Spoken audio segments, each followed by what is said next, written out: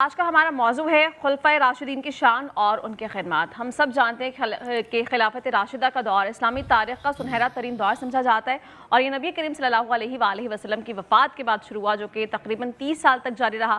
اور اس دور خلافت میں 4 صحابہ کرام نے اسلامی ریاست کی قیادت کی، جس میں سب سے پہلے حضرت ابوبکر صدیق رضی اللہ عنہ، پھر اس کے بعد حضرت عمر فاروق تھے، اور اس کے بعد حضرت عثمان، اور پھر حضرت علی نے اسلامی ریاست کی قیادت کی اور اسلام کو بھرپور معاشی، سماجی اور اقتصادی قوت کے طور پر ابھارا۔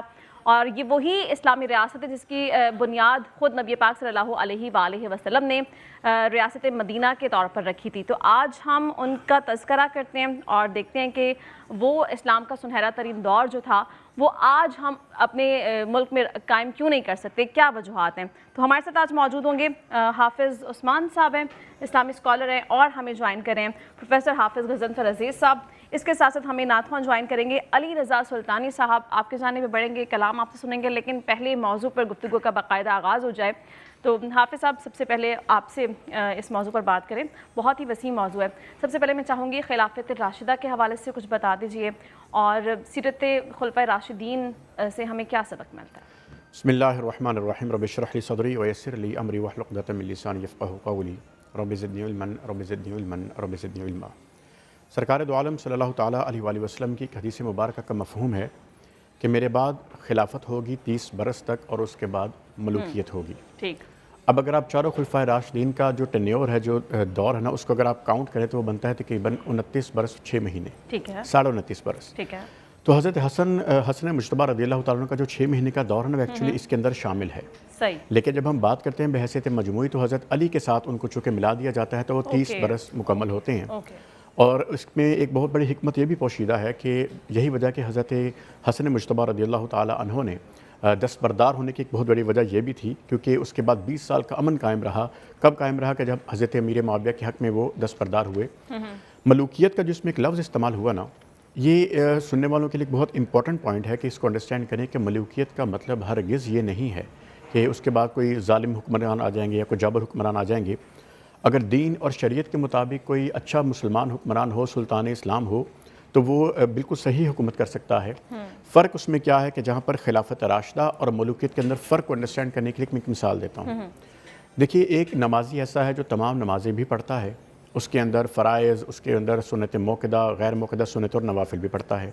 اور ایک اور نمازی ایسا ہے کہ جو تمام فرائض بھی پڑھتا ہے اور سنت موقدہ بھی پڑھتا ہے، لیکن رخصت لے لیتا ہے غیر موقدہ سنتوں کی کبھی کبھی، اور کبھی نوافل نہیں پڑھتا۔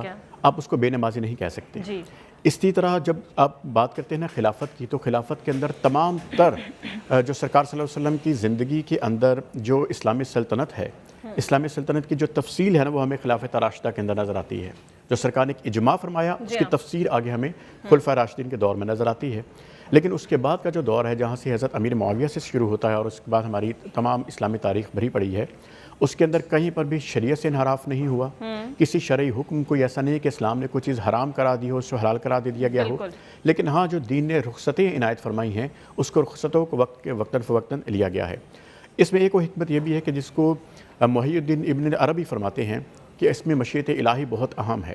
آپ ذرا غور کیجئے کہ چاروں خلفائے راشدین میں سے کسی کا بھی انتخاب ان کی مرضی سے نہیں ہوا، اور سرکار نے اپنی زندگی میں صریحاً کوئی ایسی وصیت نہیں فرمائی کہ کون کیا ترتیب ہوگی۔ اس کے پیچھے حکمت کیا تھی؟ اگر حضرت علی رضی اللہ عنہ کا جو وصال ہے نا، وہ 40 ہجری کو ہوا ہے۔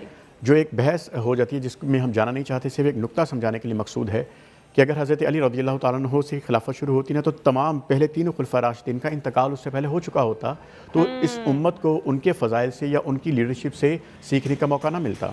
پوری ترتیب دیکھیے کہ سرکار کے بعد 2.5 برس کے بعد تقریباً انتقال ہوا حضرت ابوبکر صدیق رضی اللہ تعالیٰ عنہ کا۔ اس کے بعد 10 برس کا تقریباً ٹینیور بنتا ہے حضرت عمر فاروق رضی اللہ تعالیٰ عنہ کا۔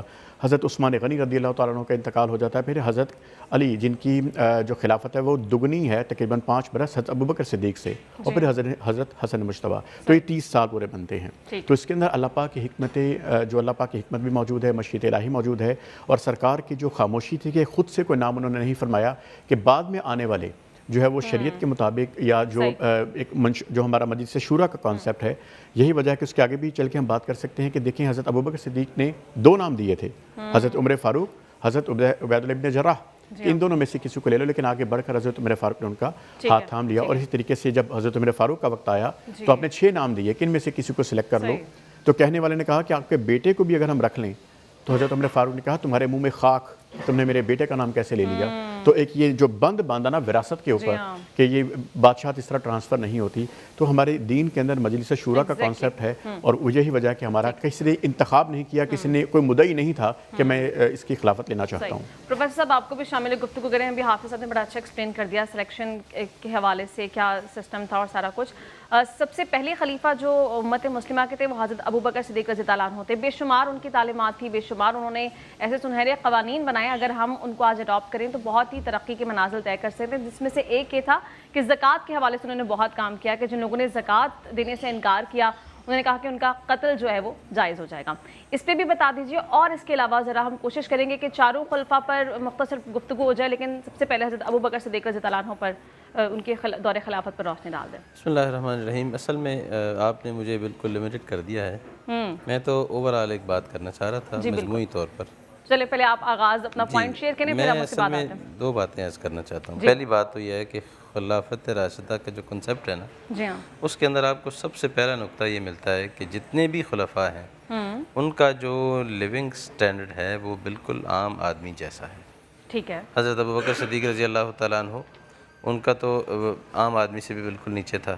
حتیٰ کہ جب ان کا انتقال ہوتا ہے تو انتقال کے وقت وہ فرماتے ہیں کہ میں نے جو برتن بیت المال سے لے کے استعمال کیے ہیں وہ واپس کریں, جو کپڑا استعمال کیا ہے وہ واپس کر دیں, جو سواری تھی میرے پاس جسے ہم اونٹنی تھی جسے ہم دودھ لیتے تھے وہ بھی جو ہے نا وہ بیت المال میں واپس کریں. یہ ساری چیزیں جب حضرت عمر رضی اللہ تعالیٰ عنہ کے پاس پہنچتی ہیں تو حضرت عمر رضی اللہ تعالیٰ عنہ ان کو دیکھ کر روتے ہیں اور فرماتے ہیں کہ یا ابا بکر قد اتعبت من بعدک, آپ نے اپنے بعد آنے والے لوگوں کو مشکل میں ڈال دیا ہے. جو سٹینڈرڈ آپ نے بنا دیا ہے اس سٹینڈرڈ پر کوئی پورا نہیں اتر سکتا آپ کے بعد. پھر آپ یہ دیکھیں حضرت عمر بھی بالکل ایسے ہی تھے کہ ان کا بھی معاملہ یہی تھا کہ ان کا جو لیونگ سٹینڈرڈ تھا وہ عام آدمی جیسا تھا. جب قحط سالی آئی انہوں نے دیکھا کہ لوگوں کے پاس کھانے کے لیے نہیں ہے, گوشت نہیں کھا سکتے, انہوں نے چھوڑ دیا.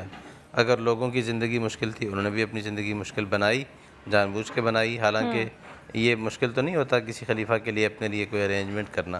ان کا رنگ سیاہ پڑ گیا ان چیزوں کی وجہ سے, ان کی شکل میں صحت میں مسئلہ ہو گیا, لیکن انہوں نے اس پر کمپرومائز نہیں کیا کہ میں اپنا لیونگ سٹینڈرڈ اس طرح اس درجے کا لے کر آؤں جس درجے کا ایک لے مین کا ہے. مطلب مڈل کلاس کا بھی نہیں سے آپ کہہ رہے, وہ بالکل لوئر کلاس کا جو ہے اس سطح پر انہوں نے اپنے آپ کو رکھا ہے. یعنی گویا کہ عوام کے اور جو خلیفہ راشد ہے اس کا جو لائف سٹائل ہے اس کے اندر کوئی فرق نہیں ہے.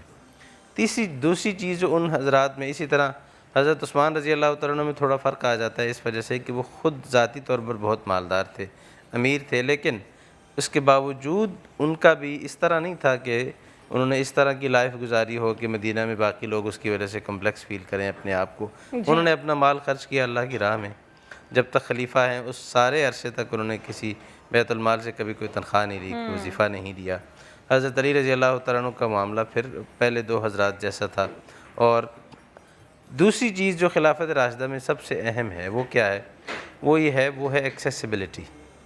کہ ایک عام آدمی جو اس کے لیے ایکسیسیبل ہے خلیفہ راشد بھی. آج کی دنیا کی جمہوریتوں میں آپ کو یہ دونوں چیزیں نہیں ملیں گی.